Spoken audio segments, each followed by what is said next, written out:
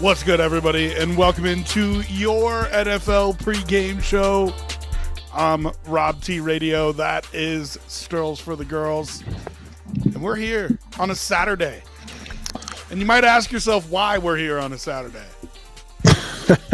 But it's because we might have a new entry into Best Sports Day of the Year. 3 CFP playoff games, 2 NFL games, and we've got a whole slate of NFL to go over tomorrow. So we thought to ourselves, why not run it a little early? You know what I mean? Like, why not get started here, get all the bets on the books, and get ready to go? So what's up, Stirls? How you doing, man? Happy Football Saturday is what it is, man. Feels like a big day, doesn't it?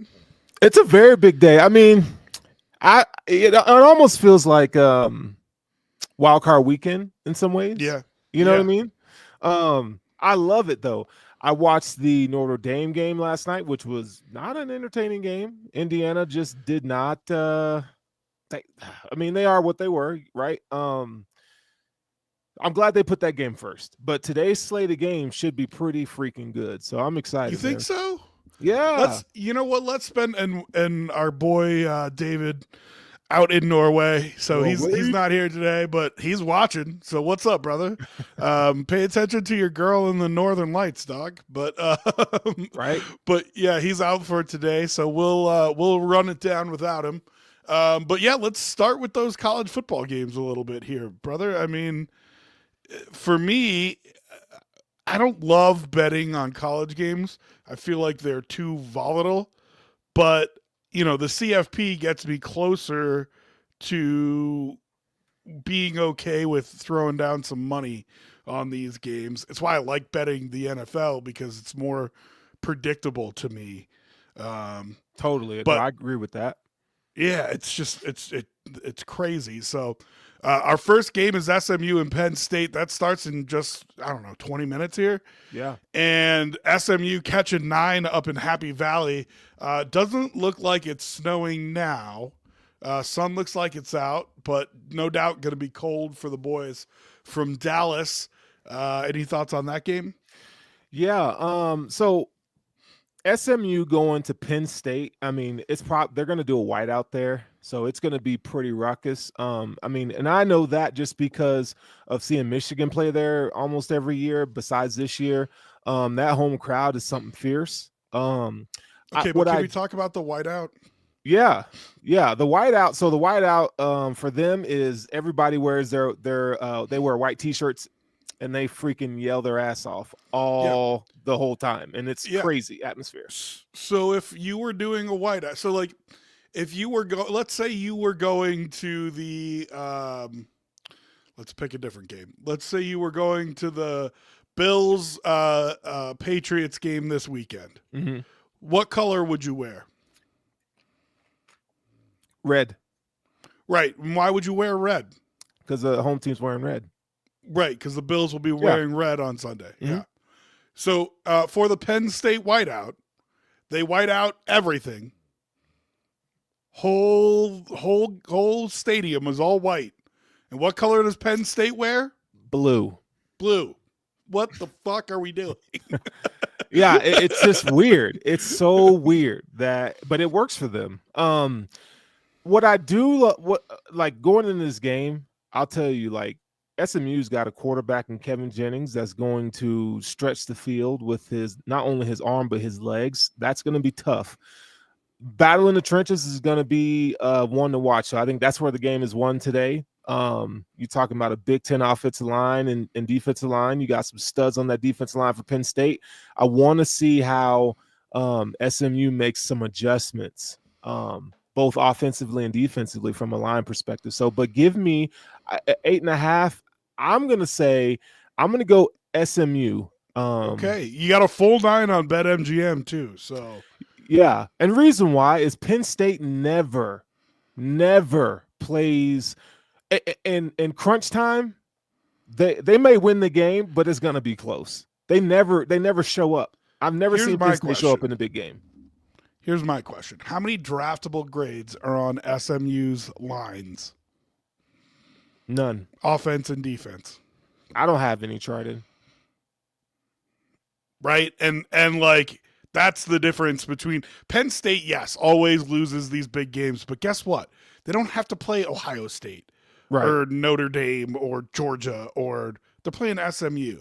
And like, due respect to SMU, but they're an upstart program, and I'll be really impressed if they win this game, because I just don't think that they can control the line of scrimmage, and Penn State's going to be able to do that. Now, listen, the way you make up for that is hitting shots over the top, right? I mean, if your QB can get the ball downfield, which is what SMU's been known for years now, if your QB can get the ball down the field, then you can handle it. But I don't know. It's just, to me, it's I don't know. I don't think they can do it.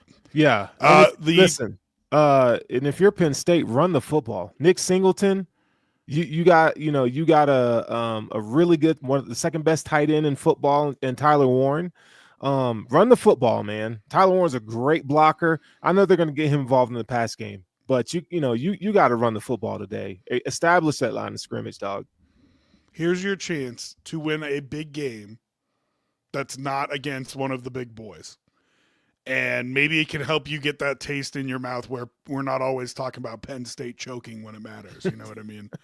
Like Notre Dame did last night. That's a common thing for people to say about Notre Dame as well. Maybe this is a situation where these teams can get the winning taste in their mouth and then go from there. Next one, 2:00, Clemson at Texas. I got to tell you, if Clemson was playing anybody else, I'd kind of like an upset pick here. But because they're playing Texas, I just think it's a bad draw for them. Clemson getting 13.5 on BetMGM as they head down to Austin to take on Texas. Yeah, I picked Clemson plus a 13.5. And the reason why I picked that, Clemson does have speed, and their defensive line is stout, right? So if they could kind of control the game from their back end in terms of like limiting Texas to their speed receivers on the outside, they got a shot. Let's see, their quarterback is Cade Klubnik, who he was a baller this season, 33 touchdowns versus 5 picks. So I think 14 points basically. I think that's a lot. I mean, I think Clemson's a little better than that. So I'll pick them to cover. I think they'll lose the game, but I think it'll be I think it's going to be better than people think.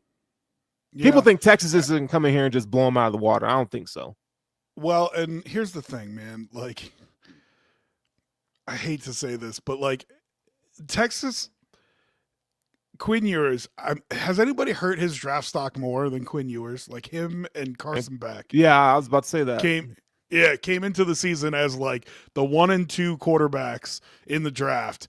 And since, second round picks probably now, right? Nah, I would go even further than that. You think so? Yeah. See, but even with the quarterback push back up the board, because we often say these guys are 3rd or 4th round talents, and then they get drafted early because quarterback is just that position. Well, you look at both these guys. I mean, Quinn Ewers especially. He doesn't have a very strong arm. I think his processing is slow, and and think about the offense that he's basically in a air raid spread offense. So, and your processing's not there. I think, the way I think he's good between the hashes, right? But I think getting him off his first read and stuff like that, I think that's where he's going to struggle. So, right now I would say his draft stock is probably around 4th round. 3rd, 4th, 5th round. It's crazy. Yeah. And he has an offer, and they haven't said who, but he has an offer from a Big Ten school, I'm going to assume it's Ohio State, to come back and play, I think, for $4 million if he comes back and plays next year and transfers, which, like, if you're a 4th round pick, might be worth it, dog. It might be worth it to try to rehabilitate your image a little bit. So that'll be interesting. But, listen, this is how I pick football in general, but especially in college. Who's got the better quarterback? Who's got the better coach? And I think the answer to both of those in this case is Clemson. And if you're saying that, then give me the 13.5 points. You know what I mean? Yep. And then our last game of the day, Tennessee at Ohio State. Everybody thinks that this is going to be the good one. I'm not so sure.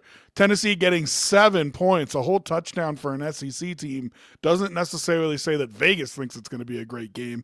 But it's an interesting question because if you ask the same question that you asked about the last game, who's got the better quarterback, who's got the better coach? I mean, the better quarterback is Nico Iamaleava. Like, right. I think without question.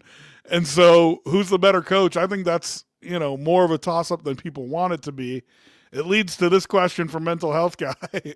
Who needs this win more, James Franklin or Ryan Day? Listen, I don't think they'll fire Franklin. I really don't, because that they've been so far from success. He brought them back so close to it. I don't think they fire Franklin. I think Ryan Day needs this win more. Who do you think needs a win more, Franklin or Day? Oh, it's Ryan Day. I mean, Penn State, they know what James Franklin is. I mean, that's about as good as it's going to get. Like, and they're going to keep him around and just hope that he gets over the hump, kind of like Sean McDermott. So I would say Ryan Day for sure. I mean, there's a lot of pressure on him right now. I mean, you brought in Chip Kelly. That was, he's supposed to call the plays, because you had your wide receiver coach calling plays a little bit last season. You took it away from him, and the boosters, they went all in $20 million on this season. You didn't beat Michigan.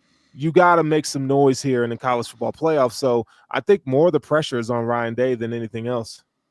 Any coach actually in college football right now. Well, I mean, and that's the thing. So everybody talks about the extra pressure on the players who are now pros, and I do agree that there is a little bit of extra pressure on the players. I think you can at least have different expectations of them. When you used to say, like, hey, these are college kids, lay off them a little bit. Like, nah, dog, you're getting paid now. This is a pro thing you got going on. But the pressure on the coaches is going to ramp up too. Because those boosters, like you said, are going to say, dog, we gave you a $20 million roster. Like you better turn that into, at least the trip to one of the semifinal games, if not a championship altogether. So it's going to be interesting how they treat coaches who had these big budgets and then are unsuccessful. And then real quick, just because I do love it, they're the originals. The 1AA, we're not supposed to call it that anymore. The FCS semifinals are today. South Dakota State versus North Dakota State. Neither of us, by the way, don't take this as betting advice. Neither of us have any idea. But go ahead and pick one. South Dakota State or North Dakota State? Are they not the same team? Wait till I tell you the next matchup. North Dakota State? Yeah, you definitely want North Dakota State. And I don't know that for sure because I haven't watched the games. Yeah. But they hung with CU, and that is a multi-championship winning program. They're crazy. They're favored by 3.5 points. Okay. Guess who the other game is? Montana State and South Dakota. And no, it's not the same team. Give me Montana State in that game. That's the call, man. Montana minus 9.5. And listen, the Cat Grizz battle is always interesting, but Montana State is the better team right now in the state of Montana, and that's a big deal. That's where you find your FCS national champion, and I think you find it in Montana State this year. So, but I love that upper northwest portion of the country playing meaningful football games at the FCS level. I think it's kind of cool. And it's going to be cold. Go. It's going to be cold as but North Dakota plays inside. So they've got the Fargo Dome. Come on, you didn't see that when you were scouting Trey Lance? Right? Go ahead, laugh at it. Okay. All right, let's get off college football. We've got NFL games today that we've got to talk about, and they are big ones. The NFL picked 4 teams that were going to play today and on Christmas, and boy, did they do a hell of a job because these games are huge both today and on Christmas Day. I don't know. I mean, to me, everybody has said, oh, the playoff seedings are kind of irrelevant and wrapped up, and I don't think either of those things are true. The Texans at 9-5. Right now, they're sitting as the 4th seed in the AFC playoffs. Man, it makes a huge difference if you can jump to 3, if you can jump to 2.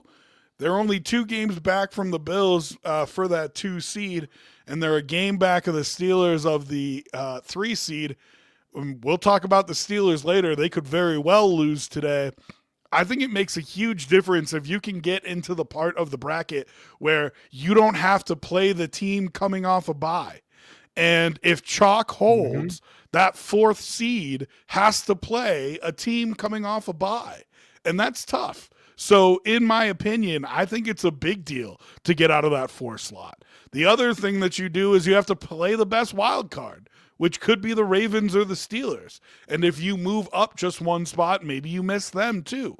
So I think it's a big deal where the Texans are seated. If you're really thinking about, if you're not just happy to be here, if you're really thinking about making a run, I think the seeding matters for them a whole lot. Chiefs, of course, they have said Patrick Mahomes is going to play. He didn't even appear on the injury report. They are going for the number 1 seed, and they have to win at least 1 more game to get there, in my opinion. The Bills have a very easy schedule down the stretch. They have the Texans at home, and then they travel to the Steelers on Christmas Day. It'll be interesting to see how they handle it and if they think the number 1 seed's important. I imagine with that extra bye, they're going to go for it. So who do you got here, Sterls? I got the Texans here, plus 3.5 is what I have on my betting services here on DraftKings. But I think there's a hidden storyline here. Obviously, all eyes are on Patrick Mahomes, and he had that high ankle sprain last week. If he tries to get outside the pocket, and let's say someone rolls on it, and he gets hurt, man, I just think, it's irresponsible. Now, if he says he's fine, he's fine. But, at what point do you keep a player, you hold him back from his own self, right? I mean, if you're the Chiefs, you have a game to lose. You can lose the game because, you're 2 games above Buffalo right now. So it's like, what are we trying to do here? You do get Hollywood Brown back today, so that's nice for them. But let's go with what the betting community says. Right now, 63% of bets are with the Texans plus 3.5. On the money line suggests obviously that you go with Kansas City, who just win. They win, 1 to 3 point games all the time at 81%.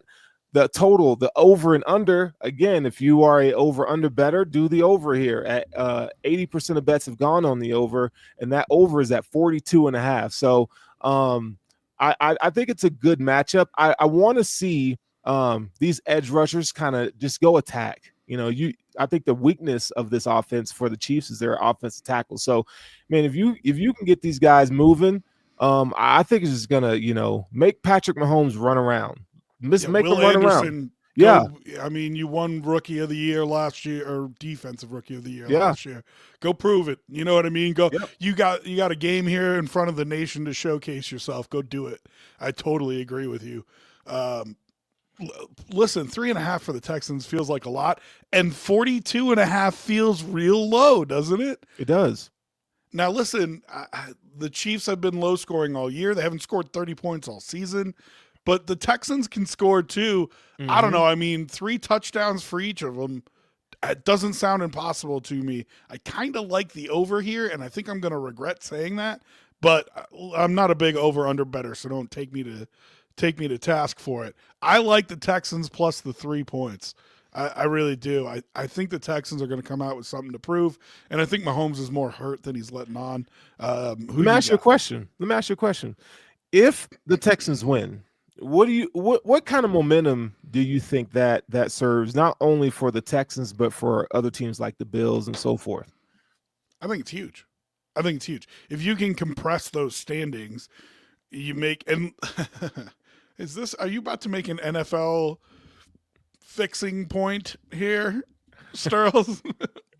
You make those games on Christmas Day matter that much more. So I think it's a big deal. That's where I was going with that. That's where I was going with that. I mean, they're human and they want ratings. I mean, you got the NBA is kind of down right now. Fix games. They don't know. They don't fix games. I don't think they fix games, but I do think the refereeing is that's where it comes in. It's a little spotty, not consistent.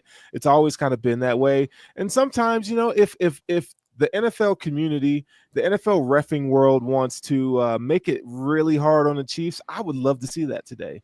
Just every time for the first time in 5, Jawan Taylor is always on a false start. And it gets called sometimes, but most of the time it doesn't. Can we get those calls today? That'd be great. Just saw Bill's jersey in Happy Valley. That game's about to start. We're about 2 minutes away from kickoff.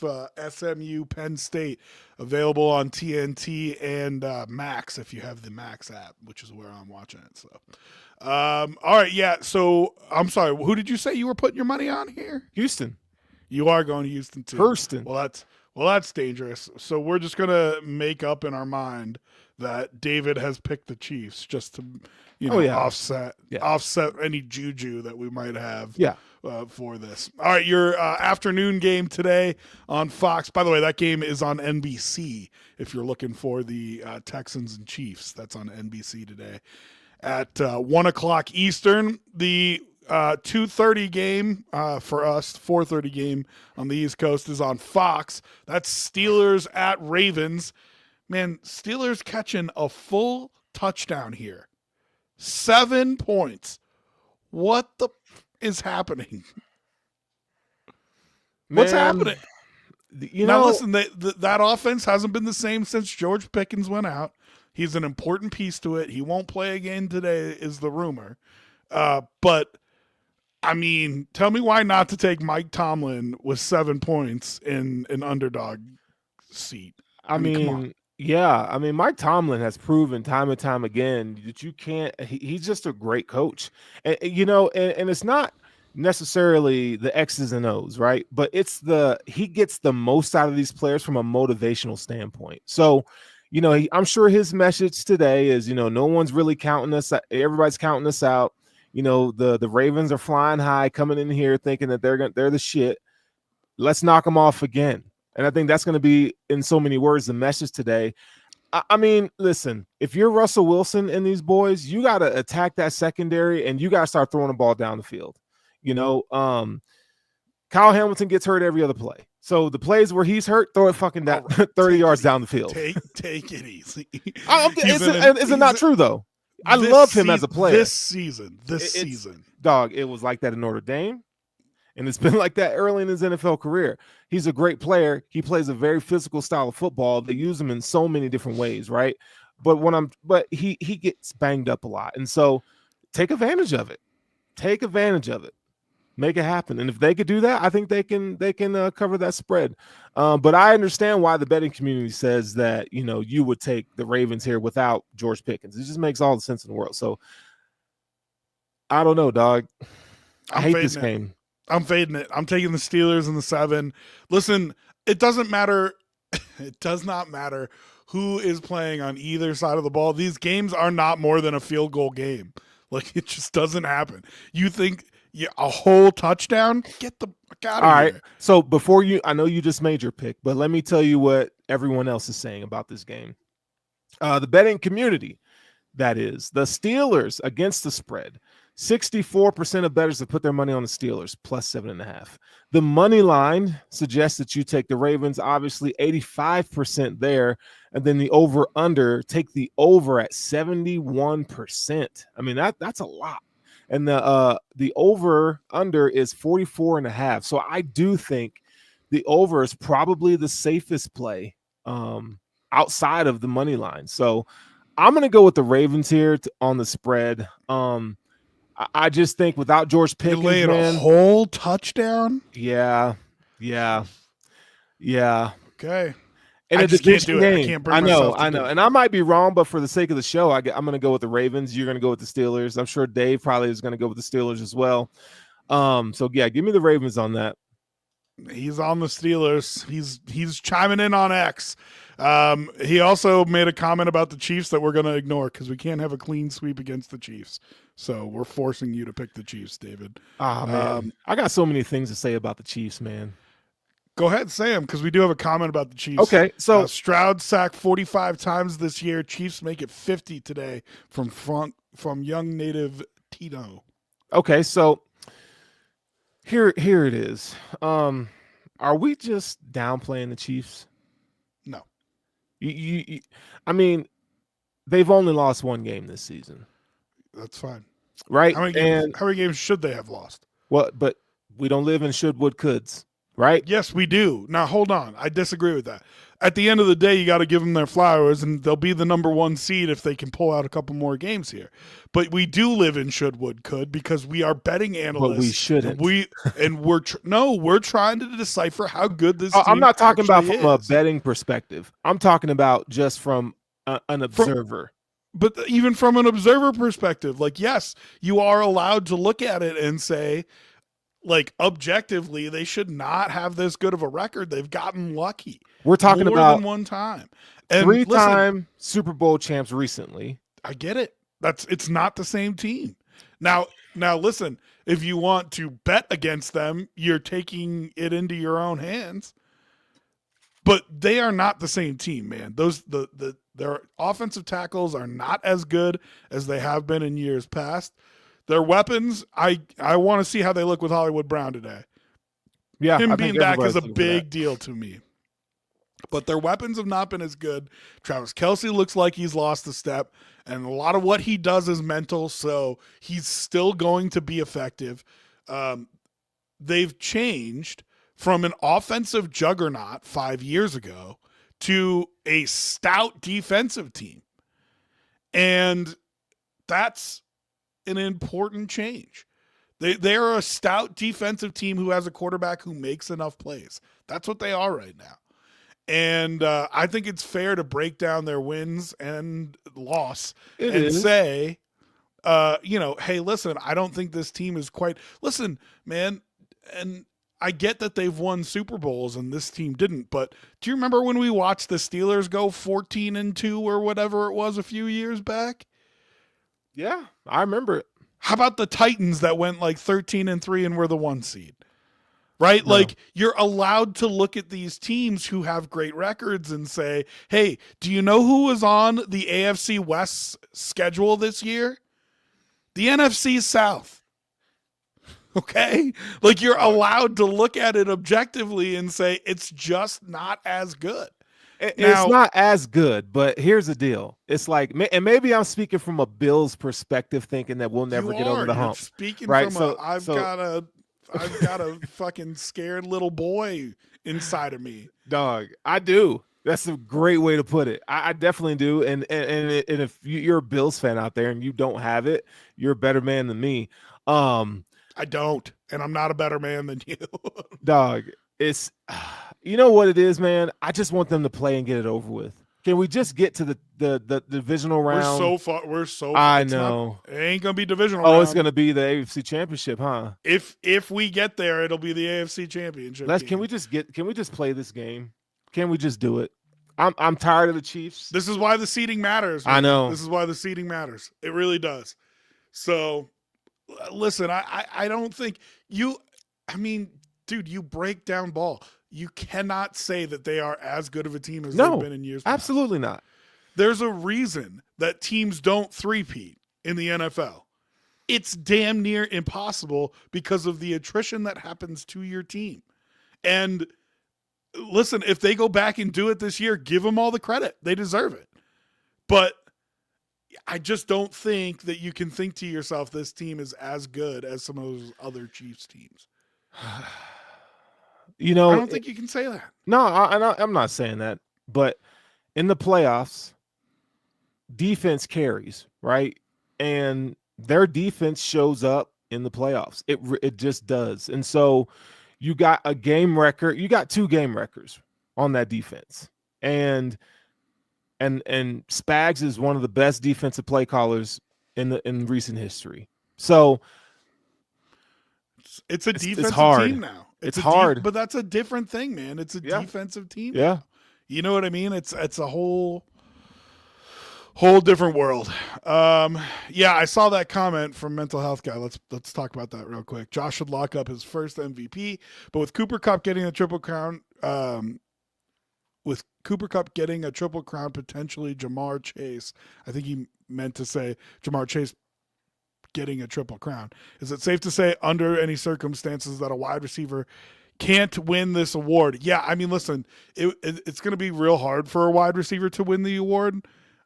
Unfortunately, I think so. Kupp was the first year that Lamar won an MVP.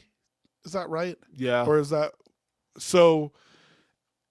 And listen, you can say what you want about Josh Allen and all this kind of stuff. We had to listen to y'all talk all off season about how this Bills team didn't have any talent, didn't have any weapons, wasn't going to be able to continue to be at the top of the AFC. And so, unfortunately for Jamar, I just feel like, yeah, I mean, tough nuggies. You know what I mean? Here's the other thing. They've won, 5 games this year? What are they, 5-8? 6-8. They won 6 games this year. So, and you can say, well, that's not, it's supposed to be most valuable player and blah, blah, blah, blah, blah. They've won 6 games this year. That's always mattered to MVP voters. And then the last thing is, and this is why a wide receiver will always have a hard time, someone's got to throw him the ball. And so the Joe Burrow votes are going to cannibalize the Jamar Chase votes, and I don't think there's enough votes there for it. You know what I mean? Yeah. Because I think Joe Burrow statistically has had an MVP type season as well. So I just don't think I think that's real tough for a wide receiver. What do you think, Sterls? Yeah, I think it's tough for a wide receiver. I mean, you'd have to put up some Calvin Johnson type, just ridiculous numbers for you to win the MVP. I think it's fair that it goes to quarterbacks as much as it does, because that's the most important position in the league. And we've seen without having those star quarterbacks what those teams look like and what it looks like when you do have a signal caller that's elite. So it's not a slight, it's not diminishing anybody's job. It's just recognizing, hey, the quarterback is still the I Ching position in football, and there's nothing wrong with that. I do think, though, there's some competition. I mean, Josh Allen, I mean, it's just so narrative driven, and I don't like it necessarily. And everybody, I don't know why everybody hates Josh Allen so much. Lamar Jackson's won 2, good for him. Joe Burrow's deserving of it.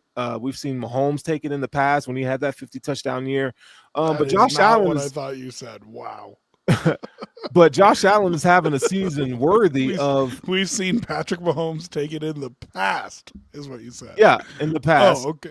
In the past, when he had that 50 touchdown season, it was deserving. And I think Josh Allen is having that type of season. And it's not just the statistics. It's he lost Diggs, he lost Gabe Davis, he lost a lot of stuff, and he put together a receiving core that at the beginning of the season was really bad. But it's like he's elevated those players, and Josh has done that his entire career. Yeah. And a play caller who went from interim to full time. Now we all end up thinking that he's great, but that's another change. Yeah. You know what I mean? So there was plenty of talk about the fall off. And I think he has proved how valuable he is to that franchise. And again, it's the most valuable player in the league. So you take Derrick Henry out from the Ravens, and I don't think we'd be having the same conversation. Lamar probably be more deserving if Derrick Henry didn't play for the Ravens. But would their record be the same? No, they probably have 2 more losses, don't you think? I don't know if 2, but like I could see them being 8-6 instead of 9-5. You know what I mean? A game here or there that cost them. And so then is Lamar still as viable as a candidate without Henry there? It's an interesting topic. Joe Burrow, look at his weapons. Here's the other thing, and this is the part that nobody wants to talk about. two things. One, this is a 2-year award. It always has been. You have to play great for 2 years. It doesn't always have to be consecutive, but it normally has to be consecutive. The first year you pop on the radar, you don't win. I mean, Anthony Edwards and Shai Gilgeous-Alexander could have won an MVP last year in the NBA.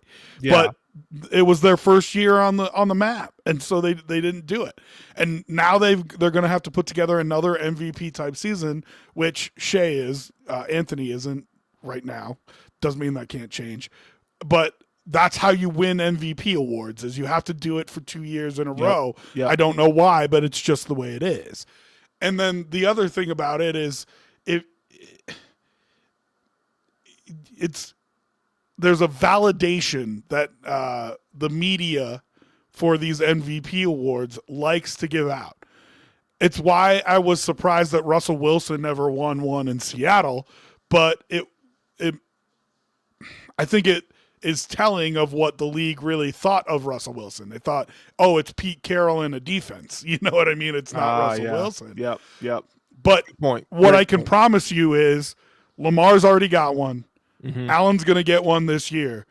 Burrow will get one before he retires. There will come a season where he might not be the most valuable player, but he's got big numbers and the Bengals are good, and the media is going to feel the need to validate his career by giving him an MVP award. Oh yeah. It'll 100% happen. Joe Burrow will. I mean, I wish there was somewhere I could get a line on that, Well, because Joe I'ma disagree Burrow with will win I'm gonna an disagree with you. MVP before he retires. Let me tell you why he probably won't. Is because that organization, they mismanage every fucking thing. The Bengals are just notoriously terrible at roster management and construction. Which is why I didn't say Joe Burrow will win a Super Bowl before he retires. No, that's a good point. That's a great point. But you know what I'm saying? Like, it's just like they don't want to pay anybody. So it's like you're going to have the coaching is going to have to be just stupendous, right, in the future for them, for Joe to win. I think because he's gonna lose T. Higgins, right? Jamar Chase, I mean, that man wants to get paid and he deserves to get paid, but is the organization going to pay him? They got a lot of holes on defense. I mean, it's just tough, man. Like the Bengals mismanage everything, so it doesn't diminish Joe Burrow, but like we haven't seen Joe Burrow without all these weapons at his disposal. And we haven't even seen that at college. I mean, he was at Ohio State, didn't play, went to LSU, had everybody that you could even think of, right? What does it look like? How is he elevating the level of play as his receivers and backs? I don't know. Yeah. So, yeah. But I just think at some point there'll be a Joe Marino discussion. Joe Marino.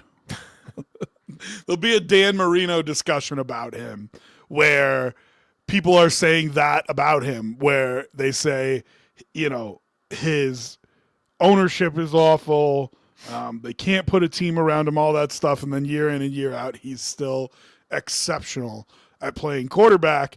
And that's why they'll just find a season to give him an MVP award. Yeah. And it might be a year where the Bengals go 11-6 and win the NFC North, and they're not overwhelming. But they'll find a year to give him an MVP award to validate his career. And that's why I think there's no chance that Lamar gets his third over Josh getting his first. Right or wrong, however you feel about it. And I do think Josh Allen is deserving of the MVP over Lamar this year. But in my opinion, to validate Josh's career, there's no way they let this opportunity pass to give him an MVP award. yeah, I agree, man. It's an interesting conversation. Yeah, it really I is, love that conversation. because there's a lot of like psychological understanding of people and how their minds work kind of thing to discuss with why people vote for these MVP awards the way that they do. All right. SMU Penn State has started. Yes. Penn State already with a 3 and out. Yep. SMU already in the red zone. Dog. So let me tell you what I just did. I'm aggressive. I put $50 down that the Penn State would punt on their first drive, and I won 115. Dog. Wow. Wow. Really going after it. I mean, really going at Let me tell you something. I've won more money predicting punts than I have any other bets this season. And I'm the negative guy. You paint me as the negative guy. What did you just say? Can you repeat that for our listeners? I've won more money on predicting teams to punt than any parlay, any straight bet this season. Hater. All right. Or hey, listen. You know what? Not a hater, a lover of defense. See? That's positive. It's a good spin on it, right? No, it's not. All right, let's get to tomorrow's games. All right. Giants, Falcons. Michael Penix Jr. might be the only reason to watch this football game. He is starting for the first time for the Atlanta Falcons. A team, listen, man, it is, even if you didn't have Penix in the backup spot, it is a team that needs a spark. And I think you might have gone to any backup with how poorly Kirk Cousins has played. They barely survived a Monday Night Football game versus the Raiders. It's a home game. You've got a ton of talent on that offense. You've got some talent on that defense. This team needs to find a spark to try to catch Tampa Bay down the stretch here and make the playoffs. You think it's Michael Penix Jr.? Yeah, man. I mean, it's got to be somebody because, I mean, Kirk, he's just not hitting. And I don't know.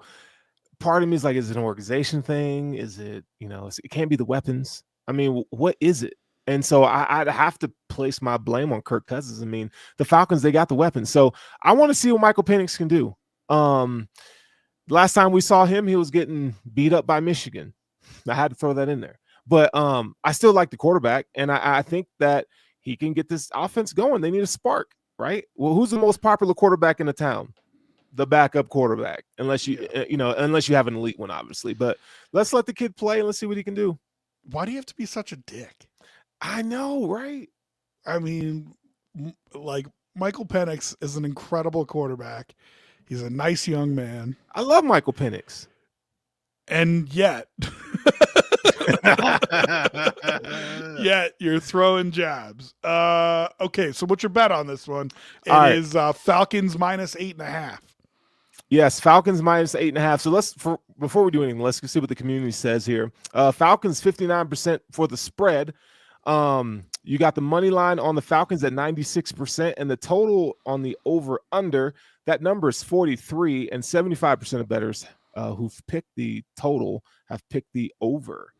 So 8.5 for me is pretty strong. I like to say that the Giants cover that 8.5.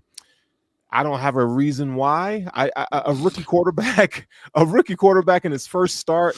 Make sure you come to us for betting advice. Well, I say that because the Giants show you nothing on offense, right? Their defense is okay, but offensively they're just a hot mess. So rookie quarterback, that to me is like, okay, 8.5. I'll take the Giants on that one. I'll take the Giants. I'll take the Falcons. I think the spark does spark them, and they score some points. But, I mean, the Giants just cannot score to save their lives. True. So we're talking about them having to put up 10 to cover. You know what I mean? Like, I think the spark will matter. I think Penix will come in, use his legs a little bit, which is not necessarily what he's known for. But if he's unable to understand what's going on the field, I think he's going to use his legs more than he did with Washington. So I don't know. I feel like the Falcons, maybe this is the spark they need. I've been waiting for that team to get off the map. So I will lay the 8.5 and take the Falcons, even though I hate laying point spreads that big. Yeah, I know, right? It's a tricky game. It's a very tricky game. It's tough. All right. A lot of good teams playing bad teams, or at least okay teams playing bad teams this week. So you got a lot of mediocre games, but let's fire through them here. Lions and Bears. Lions minus 6.5 in Chicago. Somebody told me it's only the second time they're going to play outside this season. That can't be true, right? What? I mean, their home games are inside. Then they play the Vikings inside. Oh yeah. I don't know. I would have to look it up, but somebody said they've only played outside. This will be the second time this season. So I don't know if that's true or not. But I don't think it'll matter. That team, the way it's built, will translate to outdoors and cold fairly well. So 12-2 Lions head to Chicago to take on the Bears. -6.5 points on the road for the Lions. Who you got here, Strauss? Oh man, that's a tough one. 6.5. I'm gonna go with the Lions. Their offense is still extremely potent. They got so many injuries on defense. I want to see how this team recovers from having Knuckles being injured for the rest of the season. The Bears, maybe not. Well, they say he could come back. Is that correct? Yep, he went and got a third opinion who told him that he didn't need surgery and that he might be able to come back this season. I mean, if they can make it to the Super Bowl, great, because then they'll have their horses back. I'm talking about Aiden Hutchinson, David Montgomery, but let's be real. I mean, if you're getting three opinions, it's not looking good. So I don't expect him to be back on the field. But as far as this Sunday goes, I would take the Lions to still win this game at 6.5. The betting community suggests that you go with the Lions as well on the spread with 83%. The money line is 97% Detroit, which is fair. The total under over is 72%. That number right now is 47.5. That could change tomorrow or tonight. But I would take. Gone up on BetMGM. MGM's 48. Okay.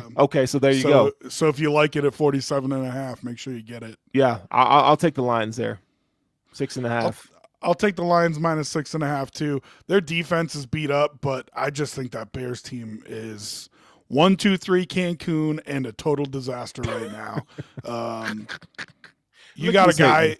You got a guy who was, I think, a wide receiver coach or a quarterback coach, who is now the interim head coach because you fired your offensive coordinator and fired your head coach. So I mean, I think that's a mess right now. Lions, I don't want to say reeling. That's not fair. Lions coming off of a loss, I think very much Dan Campbell's the kind of guy who's like, we need to get healthy right here in terms of getting back in the win column, and I think they'll do that. So I'll take the Lions and I'll lay the 6.5 as well. Okay, Browns and Bengals in a game that suddenly has a bunch of meaning because the Bengals next week play the Denver Broncos, one of the teams ahead of them.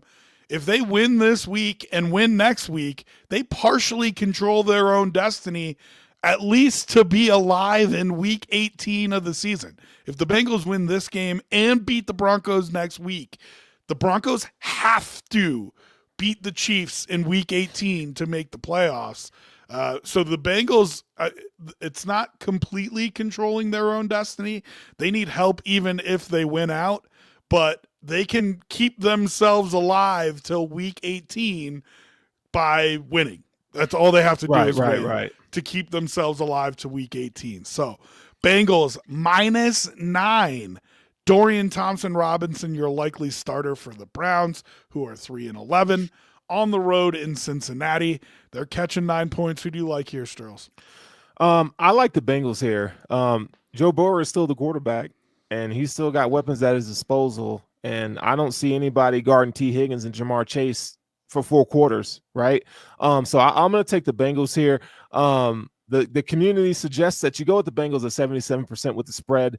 That's pretty high. Money line, Bengals again, 96%. The over-under, that number is 46.5, and 66 amount of bettors put their money on the over. So, would you call 1-2-3 Cancun? I think that's the Browns. That's the Browns right now. You got Myles Garrett talking about, he wants to play for a contender. Like he wants to win. And so that's a whole nother storyline that's going to unravel this offseason. There's a couple teams that I could think of that should pay over $100 million, whatever it costs to get him.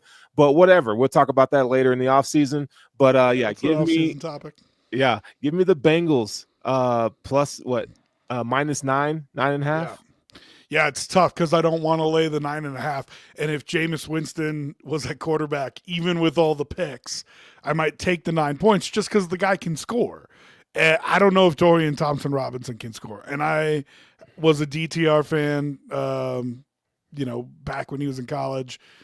I thought there was maybe some hope for him in the NFL. I don't know that he's going to be able to put up points. UCLA and I think you're guy. Gonna, yep.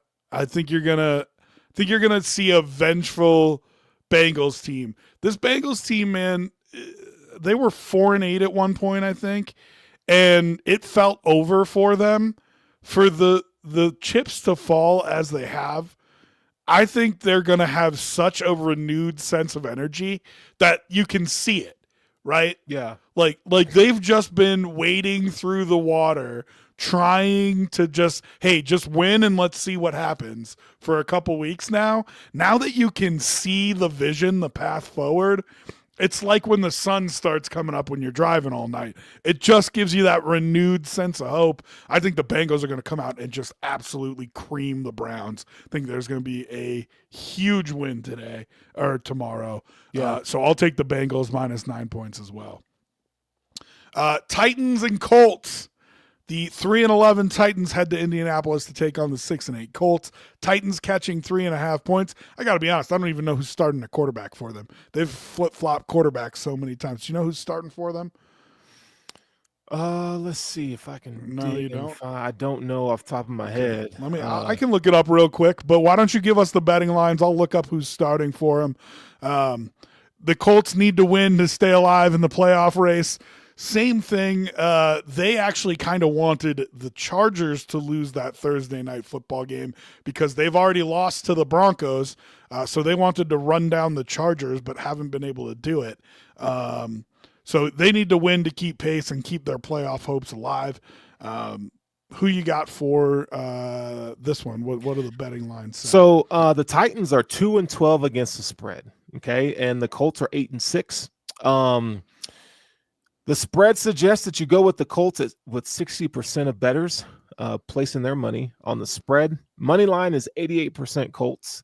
The total under over, that total is 42.5, and people are smashing the over at 73%. If it's Will Levis starting, it's bad. Mason Rudolph can at least keep the offense moving. I'm going to take the Colts, though, minus the 3.5 on the spread. Mason Rudolph has been named the starting quarterback for the Titans, so he will be pushing that offense. But hey, I mean, listen, both of them were throwing picks last week. Like, let's not get too high on one or the other. Listen, if you watch the sports news and even like TMZ and stuff, pick this up. Titans, a reporter called him soft, and Brian Callahan went to bat for his team. Kind of got a little bit angry. It was the kind of thing that I think inspires a team. I think the Colts are terrible. I think they're just as bad as the Titans. And I think when they get called soft by the media and their coach goes to bat for them, they're going to want to go out there and make a fucking point before they go 1-2-3 Cancun. And so I'm going to take the Titans and the 3.5 points. I think they get it done, and I'll take the field goal to do it. I might even take them on the money line. Like I said, I don't think the Colts are a very good team. So, who you got? What are you doing? I'm gonna go with the Colts on that, bro. Plus 3.5. I mean, Richardson minus. Sorry, minus.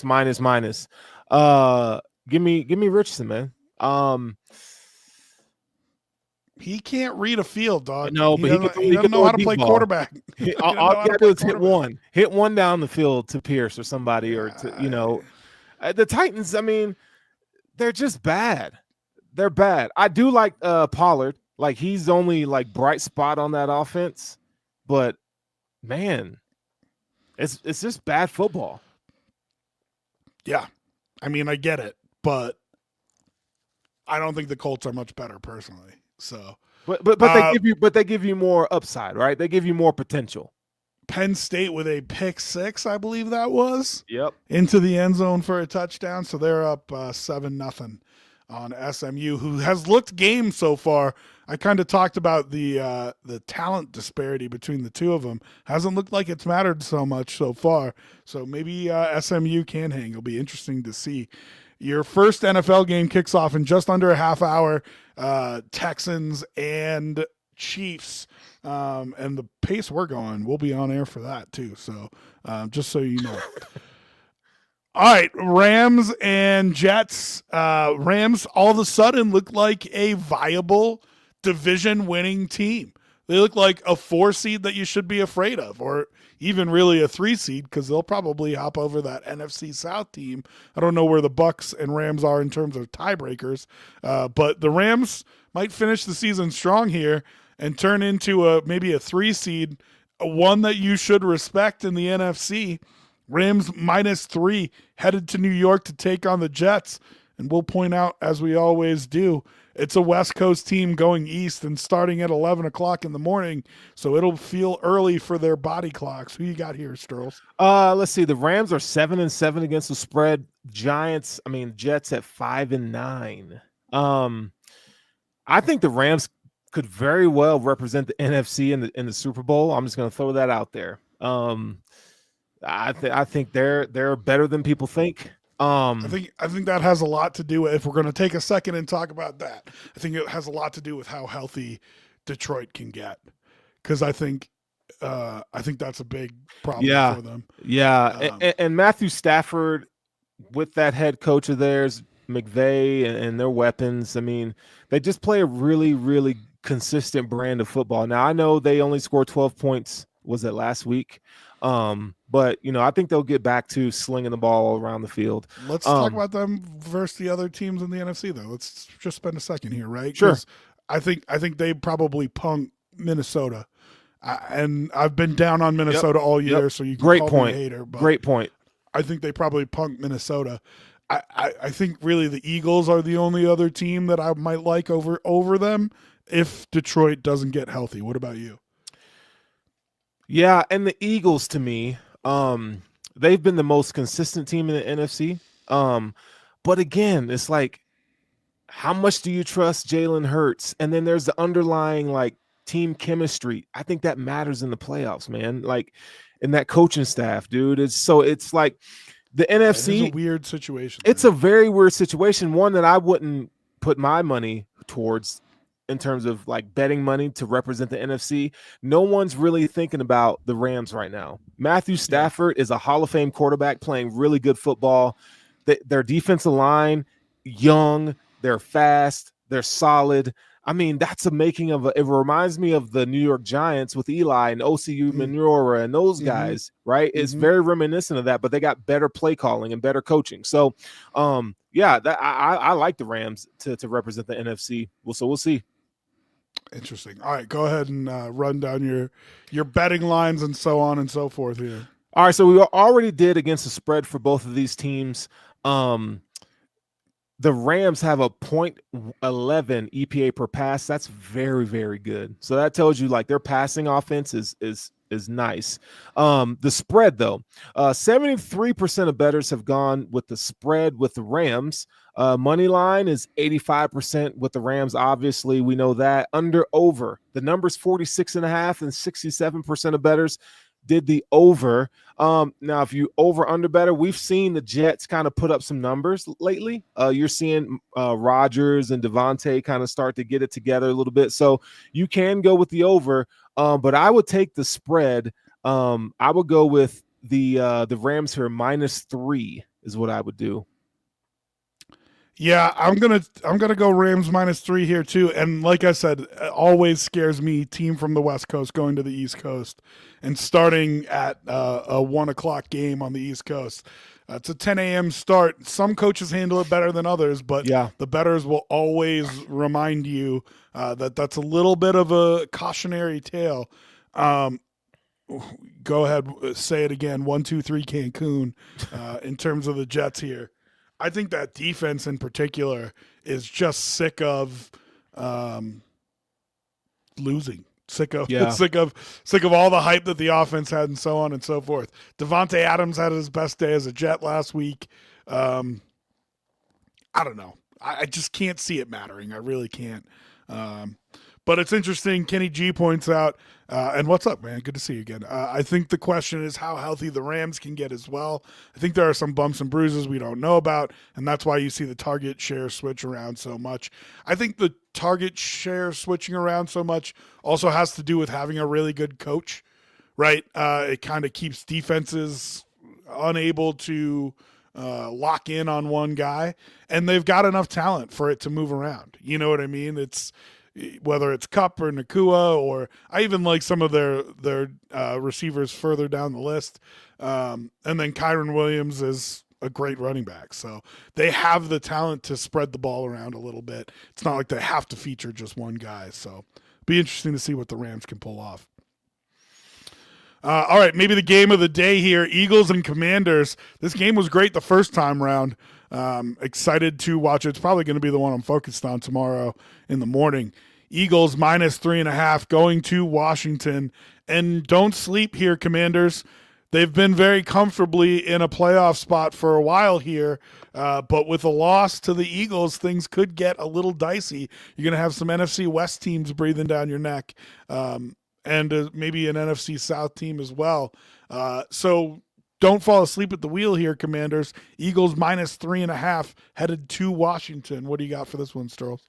So these teams are very similar against the spread. We'll start with the Eagles here at 9-5, and the Commanders are 8-5-1. Let's see. The Eagles have the number 1 ranked defense in the league.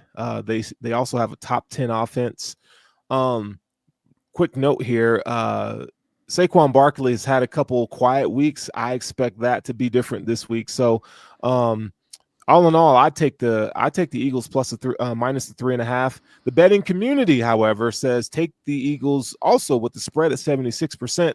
Moneyline Eagles 86%. Over under the number is 45.5, and the over is 78%. Both these offenses, when right, can put up numbers. So if you over under 45, I mean, I think that's pretty low. I would say that it should be around 51. But yeah, I'm gonna go with the Eagles here minus 3.5.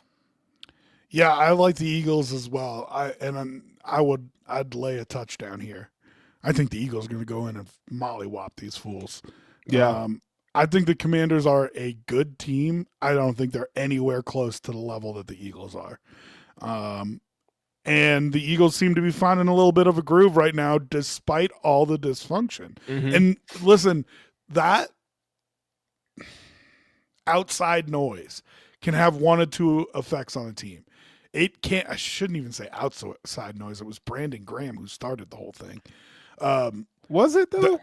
Yeah. I mean, it was already going on internally. Radio. Well, so he's just calling it out. Yeah, I heard it, but it wasn't Brandon Graham who started it.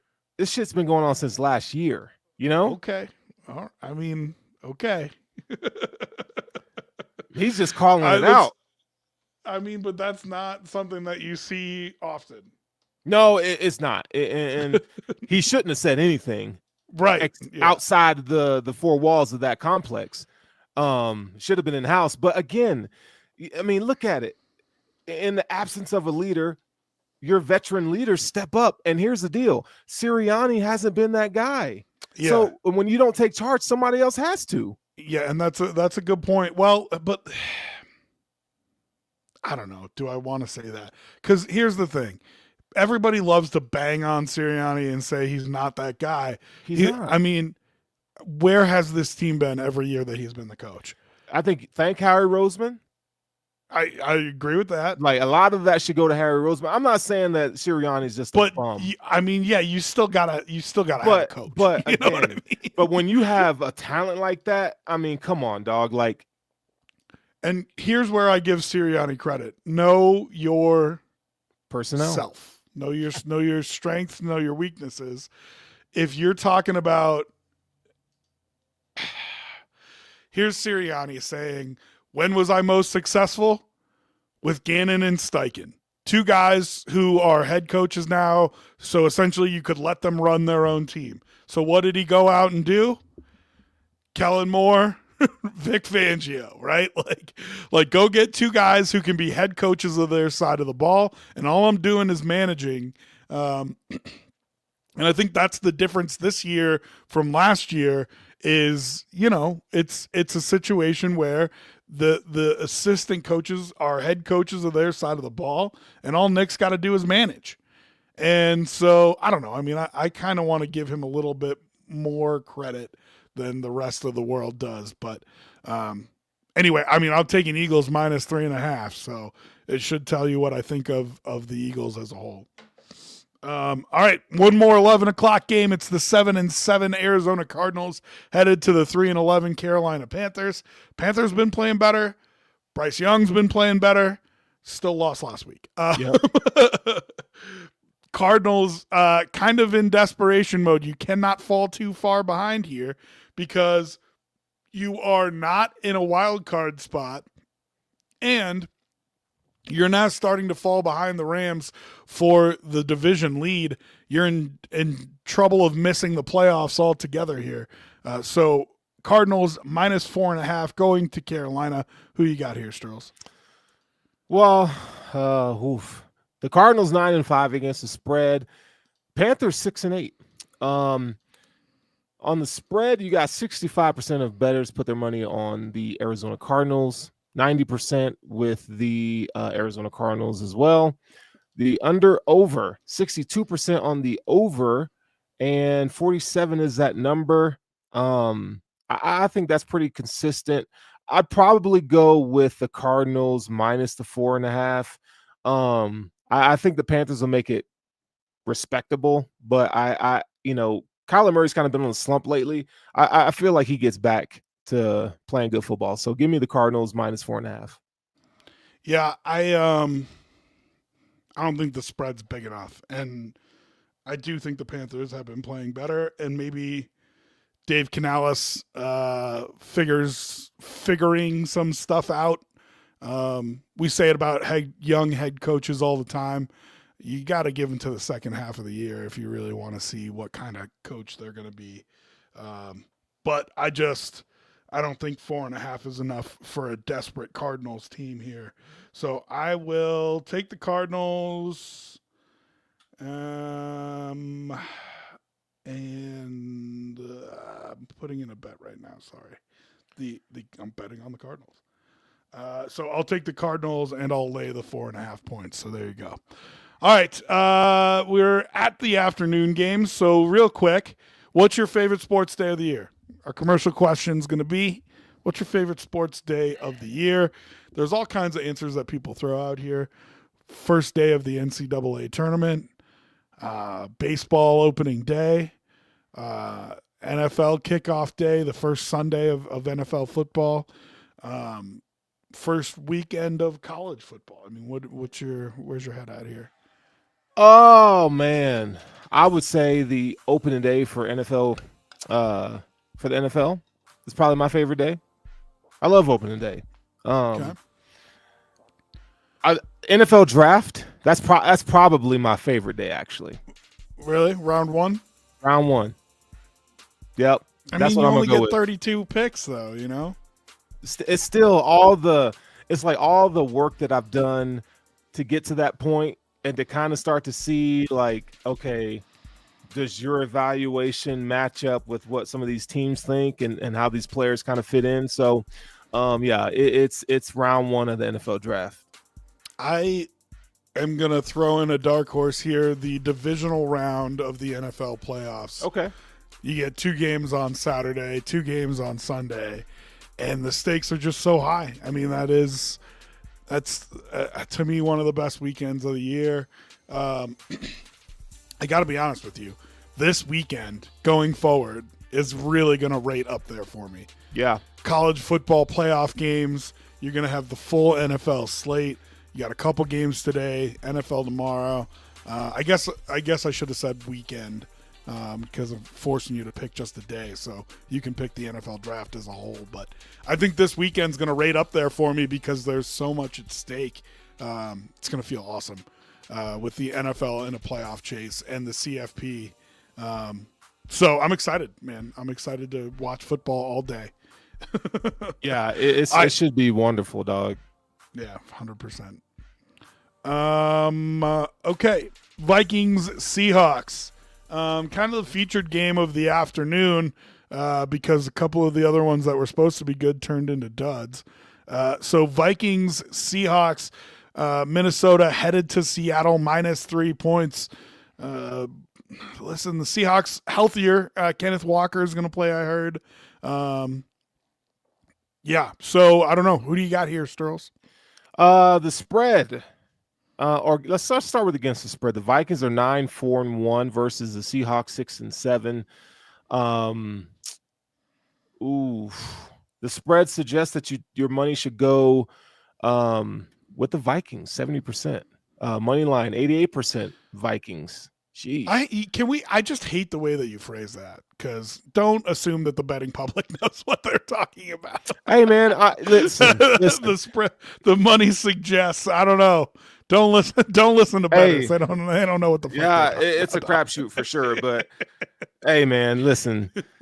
88% on the money line. I mean, I don't even like that number, honestly. Yeah, I don't either. Because the Vikings, even though they're 12-2, it's no disrespect to them, but it's kind of like the Chiefs, man. It's like it's a little bit of disrespect to them. Well, if the shoe fits, damn it, then wear it.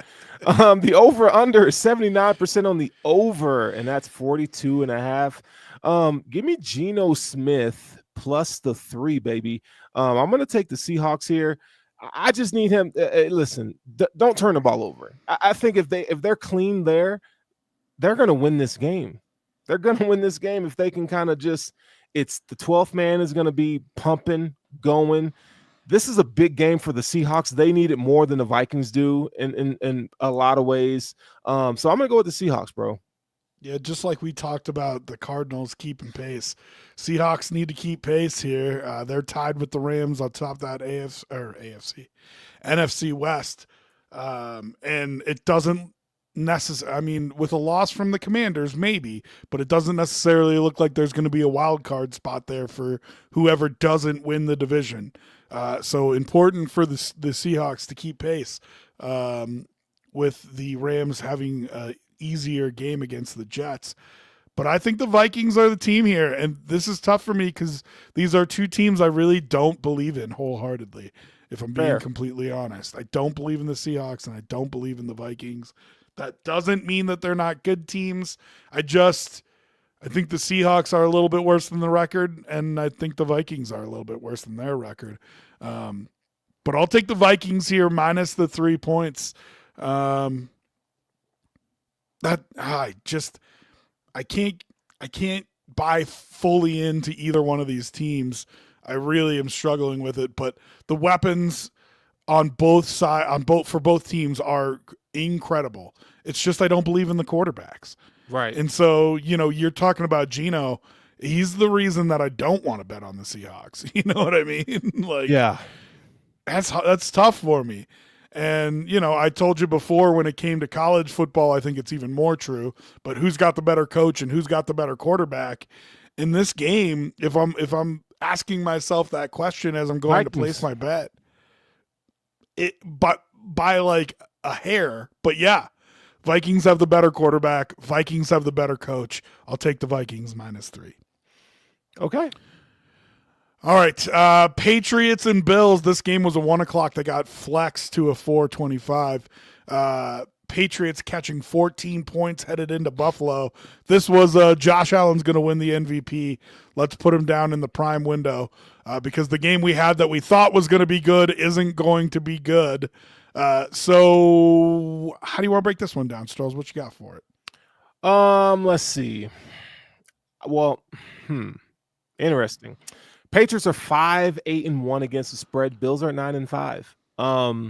The Bills are one of the teams that have a positive EPA per run and pass. So that's the overall metric, again, that tells you how efficient this offense is. Right now, the Bills offense ranks number 3 in the league. It's tough because 14 points, that's a lot. It's a hell of a lot of points. But let's see what the community has to say about it before I make my pick here. 84% have gone with the Bills against with that spread there at 14. Money line 98% Bills. Total under over 71%. That number is at 46.5 right now. I'm gonna go with give me the Patriots plus 14, even though it's in Buffalo. I just think the Bills have been on a heater lately. I don't know. You're gonna have a down day. I think tomorrow's the down day, right? So maybe the Patriots cover the 14, but the Bills still win the game, obviously. So I'll put my money on the Patriots on that.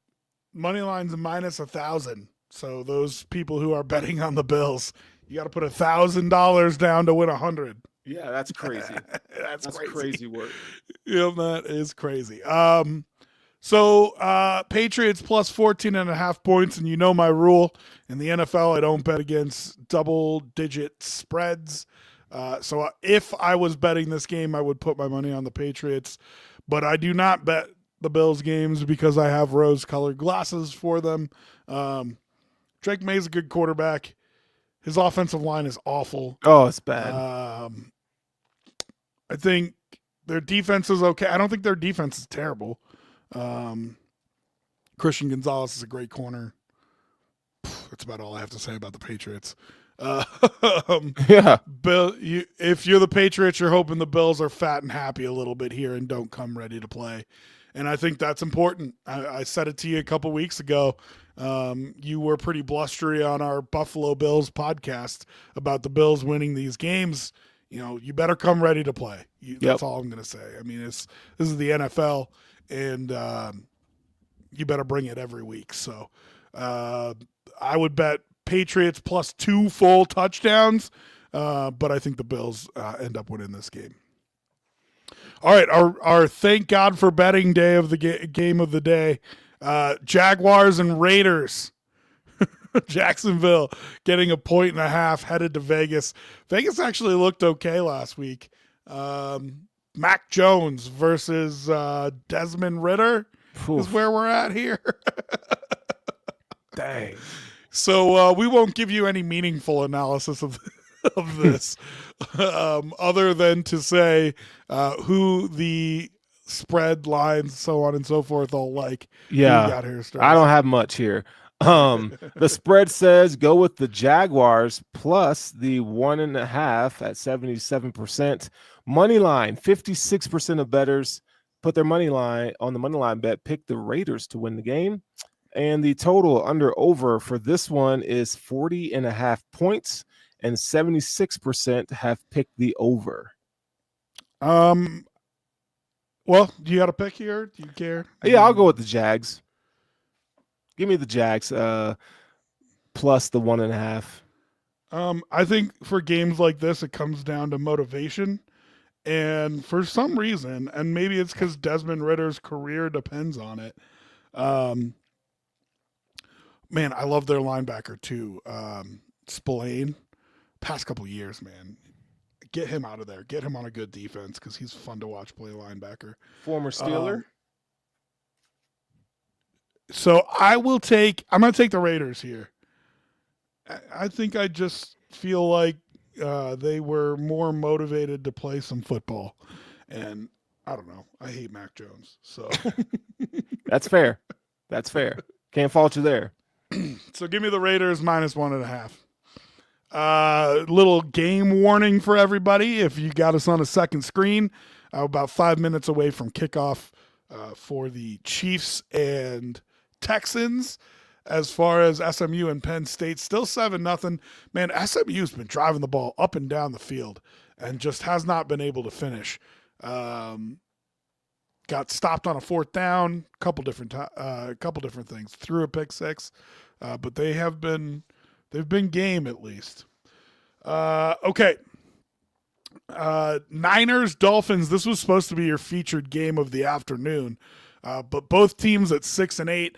Niners all but out of it. I think they can't win the NFC South or the NFC West, even if they went out, because they would still lose tiebreakers to everybody involved. So I think they are eliminated. I'm not 100% sure, but I think so. Dolphins still alive for that final wild card spot. They need the Broncos to lose out, them to win out, and some help to get in, but still technically there. Niners catching a point going to Miami. Who you got here, Stross? 5-9. The 49ers against the spread, 5-9 with the Dolphins. Crazy. This one's hard. Real quick on Miami, they should have won that game last week. And Tua just he made some real tough decisions that didn't benefit them at all down the stretch, called throwing it to Derek Stingley's way. He got bit twice on that. The Dolphins, man, in these gotta have it games, they have a history of not showing up. So I think that's gonna be the case tomorrow. So I'm going to take the 49ers plus the 1. Now, the community says that you're going to go with the 49ers at 66% on the spread. The money line, 57% on the Dolphins. So it's kind of polarizing here. And then over 75 on the over. Both these teams have very similar offenses. These coaches are cut from the same cloth here. But I'm going to take the 49ers here. I think Brock Purdy, Tua, I think they're very similar. I mean, which one's better? They're the same to me. I don't know, man. I'm going to go with the 49ers. I got to. I think Tua is head and shoulders above Brock Purdy. Oh, SMU just threw another pick. What are you doing? Oh man, it's going to be a pick 6 too. Oh my gosh. Out of here. Penn State cannot score and has 2 pick 6s to be up 14-0, 13-0 right now. Dog, what are you doing, bro? Brutal. 49ers, Dolphins. Listen, I think Tua is head and shoulders better than Brock Purdy. That's pretty head and shoulders above. Head and shoulders above Brock Purdy. Okay. But I think the Niners are going to shut this down a little bit. I don't think we see Trent Williams play again this year. Obviously, McCaffrey's out. Mason's out. I bet you they shut down Debo at some point. Fred Warner probably gets shut down. Greenlaw came back, looked like an absolute dog in that game, and then he missed the fourth quarter. I bet they shut him. You know what I mean? Like, and I don't know what their injury report says, but at the end of the day, I think they take care of some of their talented guys, knowing that they're out of it. So I'm going to pick the Dolphins here, and they're going to annoyingly stay alive, I think, all the way till the end of the season with a win versus the 49ers tomorrow. So I'll take the Dolphins -1. All right, your Sunday night football game, another woofer. Bucks at Cowboys. Bucks have been playing good football. They'll be fun to watch. But Cooper Rush and the Cowboys, I guess they're still alive. I don't really know. I don't really know their scenario for getting in. But that's your Sunday night football game. Baker Mayfield headed to Dallas. What do you got for this one? The Bucks are 9-5 against the spread. Baker Mayfield's been playing like a top 5 quarterback this season. He's top 10. Let's say top 10, right? Top 5, not top 5, but he's close to it statistically. Now, 9-5 against the spread for the Bucks, 5-9 for the Cowboys. They're sitting at 6-8. They've been playing a little bit better as of late. The community says you go with the Bucks at 76%.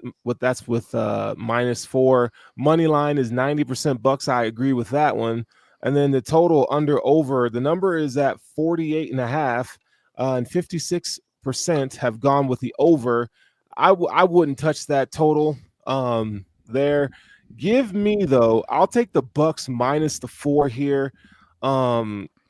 Cooper Rush. If I'm touching that total, it's because I think the Bucks are going to put up 40 again. Like, that's the only way that you think you're going over 48.5 there. Yeah, I wouldn't even mess with it. I'd rather take the spread on that one for sure. So, yeah, I'm Bucks -4. I assume you are as well. Is that what you said? Yep, Bucks -4. Bucks -4. Feels like an easy one there, which means, of course, the Cowboys are going to cover. Um, and then your Monday Night Football game, Saints and Packers. Saints catching 14 points, headed up to the frozen tundra of Lambeau Field. And I got to be honest with you, I feel fine taking the 14 points here because 2 full touchdowns for a cold night in December at Lambeau Field. I mean, I'll take my chances with it. Let's see here. Let's see what we got here coming. Did I lose you? No, I got you. Okay. Well, it froze a little bit there. All right. So let's go with my screen froze. That's why my stats aren't pulling up. My stats ain't statting. Well, then forget the stats. Just tell me what you like here. Is 14 points enough for you to take the Rizzler and the Saints headed up to Green Bay? No Kamara, I don't think. Yeah, I'll take the Packers here with that 14-point spread. The Saints they're terrible. The Saints are terrible. They've been better recently. I wouldn't say that. I wouldn't say better. Okay. You think better? Yeah, I think they played better recently. I think they played better since the interim coach came out. You know, the Packers is a team that we really haven't talked about today. I don't think they're Super Bowl quality just yet, but I do think that Jordan Love in the regular season here, I like their weapons outside.